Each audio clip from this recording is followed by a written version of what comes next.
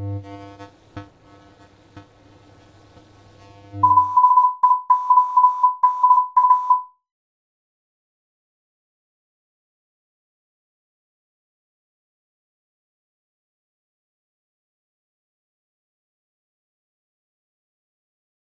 before I approach the theme of interspecies creativity, I would like to give you a brief background where I'm coming from in my field of research, which is computer music. I'm primarily a composer using computing technology to compose.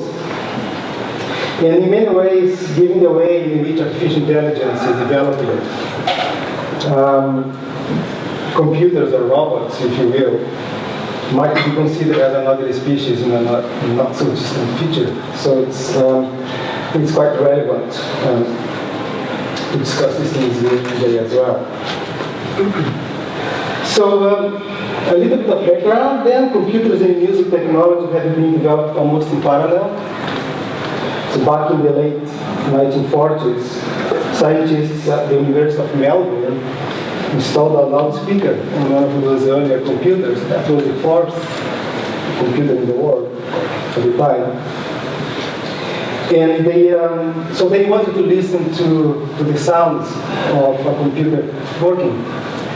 And the primary objective was to debug program. So by listening to the program's function, we could figure out if the program was working fine or not. And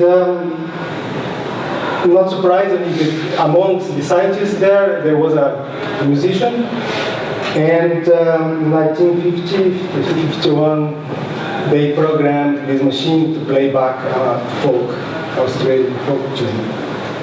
And it is then considered that the birth of computer music was when this machine played back this folk tune. Now, the advancement of computing and electronic technology is just astonishing.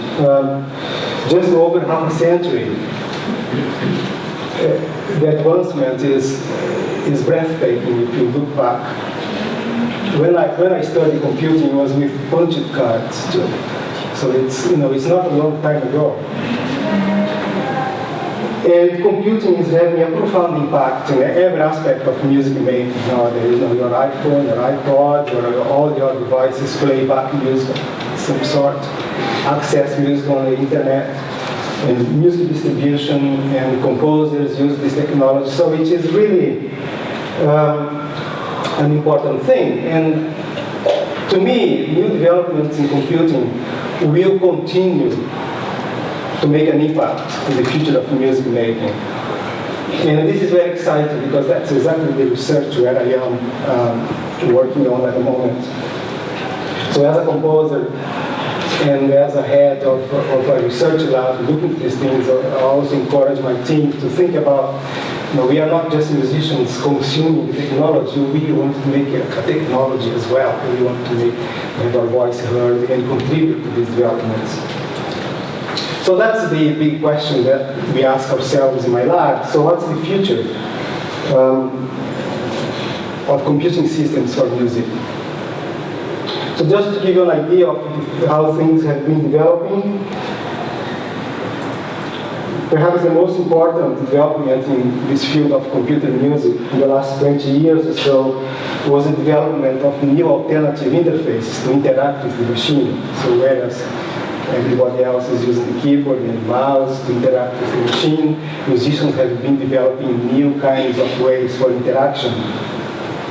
So there has been a lot of research within the last few years into developing new interfaces to interact with computers.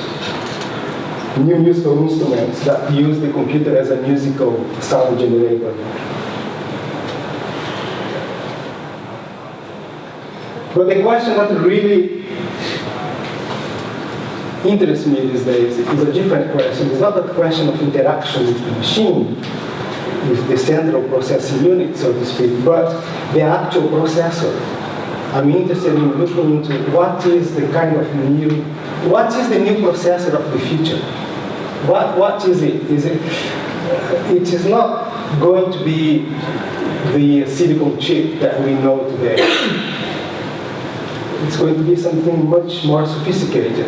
People are looking into quantum computing, into DNA computing, into biological computing. So these are things that are beginning to emerge, and we in my lab, we are very interested in looking into this and see if we can contribute to this research. So this is basically the idea. So I'm looking to design new musical processors using biological living organisms. So my team and I, we are developing hybrid musical machines, combining organic living components and standard silicon electronic components. And currently, we are developing in my lab a bioprocessing component based on this slime mold, which Heather already mentioned, is the Physarum polycephalum. So let me introduce you to the Physarum polycephalum, and I'm sure you've seen here before, but I will introduce it to you again. So the Physarum polycephalum is a plasmodial slime mold, but it's a very strange type of slime.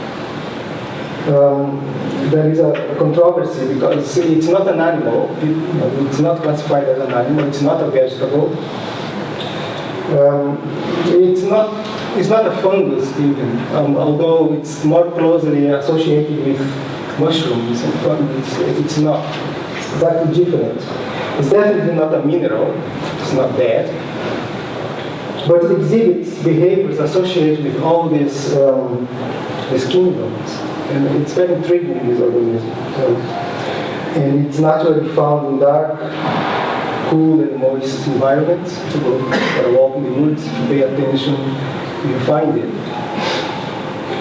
And for us, interested in exploring biology and arts and so on, it's very handy because it's cheap, it's easy to handle, it's non-toxic, and you can develop research, you can look into, you can do experiments without having to buy expensive lab equipment. You can do it yourself, sort of thing. But of course, the more you look into it from a scientific perspective, the more sophisticated your equipment you have to be in your knowledge of biology as well. So there are several levels to which you can approach this research here. So to cut it short, what we are doing is we are harnessing this organism to build electronic devices, which I call bioprocessors or biocomputers. I'm not sure yet what I call this, but it's a biological electronic component. It's an amorphous unicellular organism. What you see there on the petri dish is only one cell, but it has many nuclei, so that's why it's called polycephalum, many heads. So a cell with many heads. Has been compared to amoebas, but it's not an amoeba. Now, it grows along gradients of stimuli, which can be food, can be sources of nutrients. The usual thing that we use is we use oat flakes to feed the organism. But it also reacts to light. You can control it with light and vibrations, even sound. We managed to control it, the way it grows. So we can control how it spreads around a certain surface area. So the thing is that upon discovery of food, the plasmodium surrounds the source of nutrients. It feeds through the process of phagocytosis. It ingests the nutrients, which are then distributed across this network of veins that it grows. So as it grows, it developed these protoplasmic tubes. But for me, what is interesting here, really, is that this network of filaments you see under the microscope there, the fluids that flow through these tubes conduct electricity. So they can effectively be used as biowires. We can control, we can feed electricity to these tubes and read electricity from the other side. So, for example, one of my students managed to grow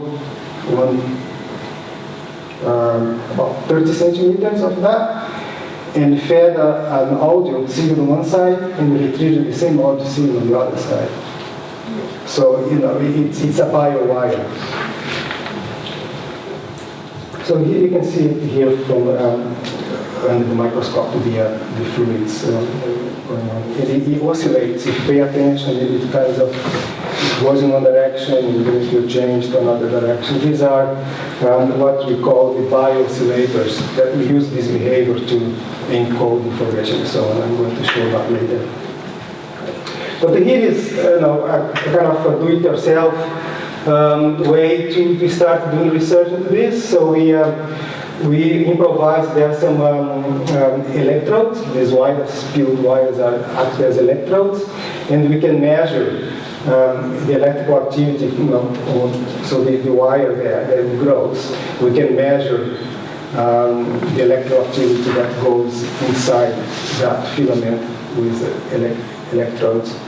And you can input electricity on one side, get electricity on the other side, and we have been able to harness this to implement a component, which I'm going to introduce to you in a minute.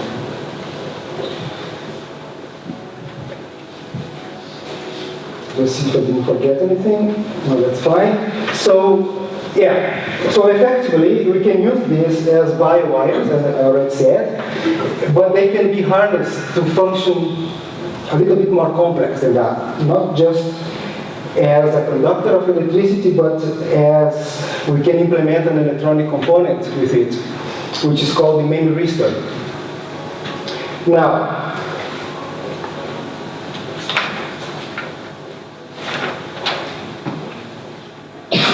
a main resistor is a resistor that has memory. Okay? They are often referred to as the fourth fundamental electronic component because they add to a family of the three components, the basic components of electronics, which are the resistors, the capacitors, and the inductors. And it's believed that these new components will lead to new kinds of computers once it is built, which will relinquish the classic division between CPU and memory. So CPU is the central processing unit. That all computers we have today have this division. A place where things are stored and a place where programs are stored that will use the components of memory to do the processing.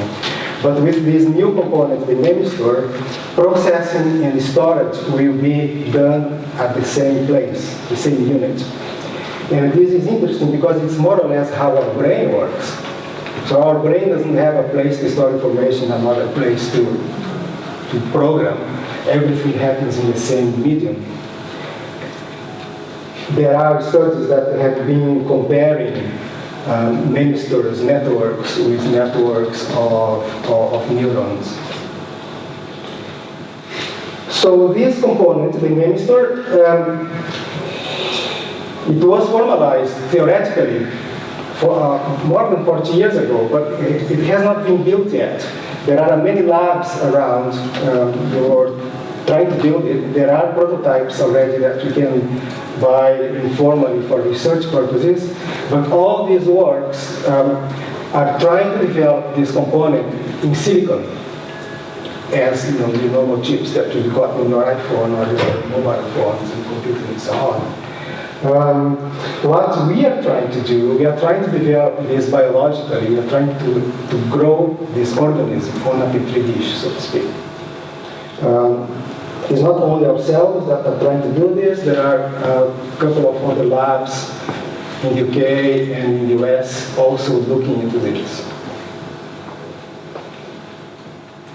So we don't have time really to introduce the technical details of how the minister works.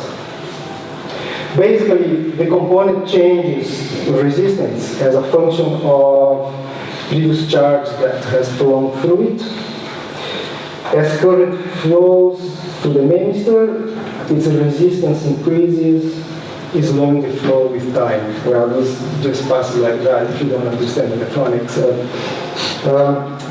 But as just show this little animation here. Basically, what you see there, these are, if you input a voltage that is varying in a constant manner, like a sine wave, you get these changes in resistance happening inside the organism. But the interesting thing here, if you input waves that are different from this sine wave, the component will memorize the shape of that wave that you input in. Okay? So imagine that let's see if I can just put this thing on here for you.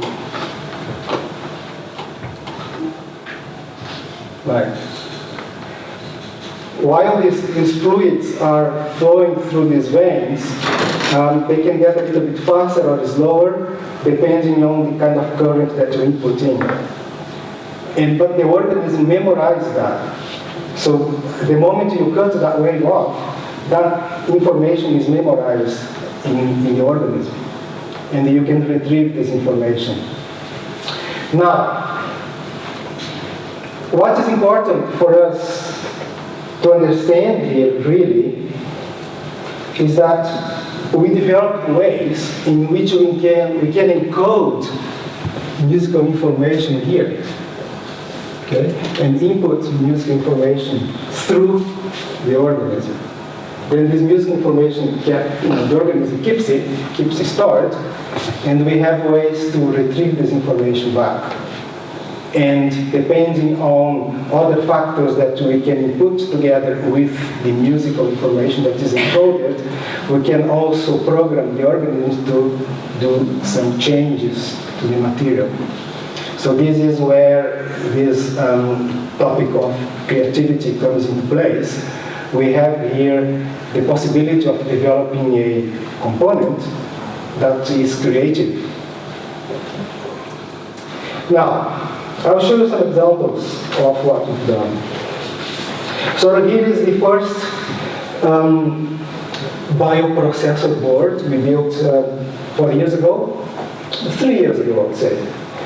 We've been conducting this research for 4 years now. So here we've got 4 bioministers. You see here, these are the do-it-yourself electrodes. And we put a little bit of oat flake here, inoculate the organism there, put another oat flake there, and wait for it to grow. So it will grow towards food. So it will grow there, and once it colonizes this, then it made a connection there. So here is our component. Okay, it is ready now for us to input information here and read information there. Then we use that, we implemented, this is the first, I call it the Biocomputer.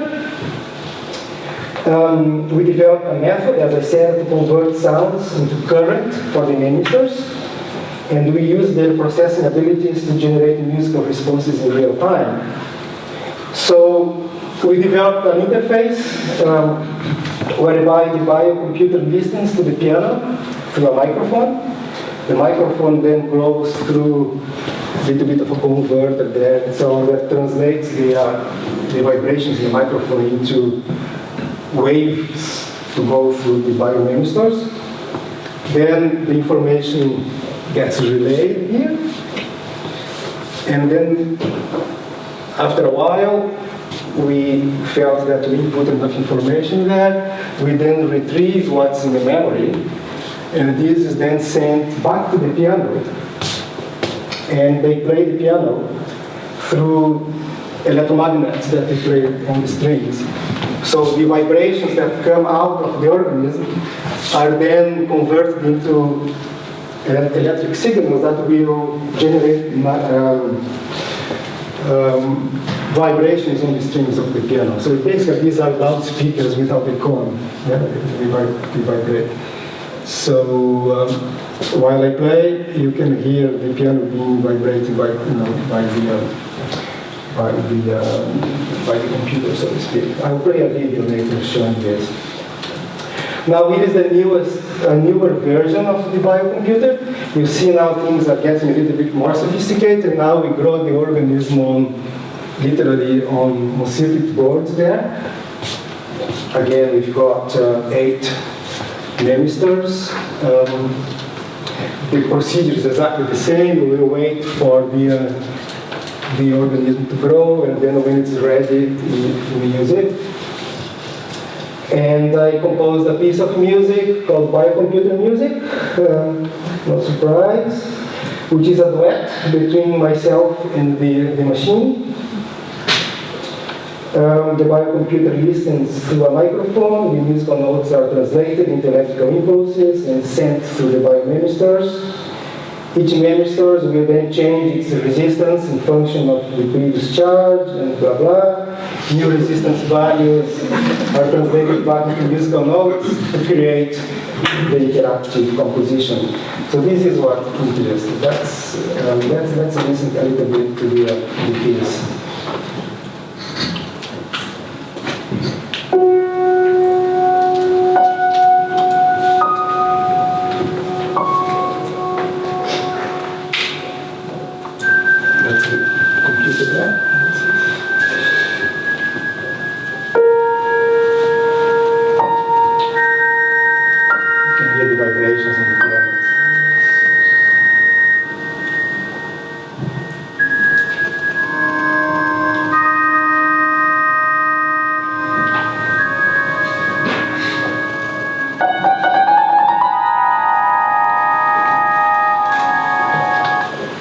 So you can hear that the sound world is more or less the same, the harmonies and so on. So it's all based on what it's input. So information is input, and that material there is processed by the machine, which then sends information out, and we create this improvisational environment. But in fact, it's not so improvisational, because I'm a composer, I like to compose things. So what I've done, I wrote a fixed score. What I play is always the same, but of course, I cannot predict what the organism will do. So I get some materials that are variations on what I play. So what I play is a kind of an anchor that gives the structure of the piece, and then what I get back is then whatever the organism thinks that it should be doing. You saw me kind of playing around with an iPad there. So what I'm doing there, I'm opening windows and selecting with electromagnets I want the organism to play on the piano. Because if I let it do all the same thing all at the same time, after 3 minutes you just go home and don't want to listen to the music anymore, it becomes repetitive. But as a composer, you have to do the tricks, the compositional tricks, to make a piece of music evolve in time. So I just opened some windows there, say, okay, now you play the low notes, you get these materials, or only listen to a certain range of notes and so on. Anyhow, let's proceed. The next version of the memistors is this one. That's where we are now at the moment. And here is the last version of the computer we've got. And I'll just finish the talk with one more example, just to show you what the machine does at the moment. So this is a describer piano, which is a MIDI piano, which is it can be played with information coming in, which will play the keys of the piano for you. So we interact this with the biocomputer. So this is a pianist who is trying it out. So.